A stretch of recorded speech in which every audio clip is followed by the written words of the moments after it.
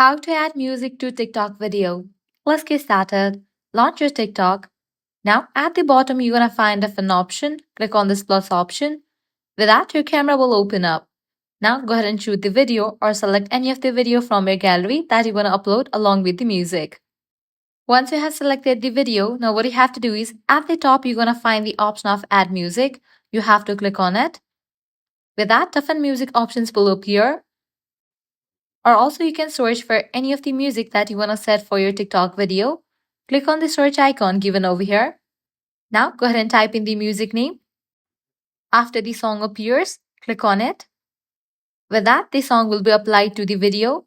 Likewise, uncheck for the option of original sound. This will mute the original sound of the video. Clicking on the option of volume, you can customize the volume of the sound. Once you have selected the song, now you can edit this video using other features of TikTok. At the right corner, you're gonna find different features. Then click on next. Now click on post and upload it.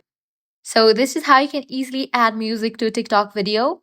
If this guide was helpful, don't forget to like, share and subscribe to our channel. Thanks for watching.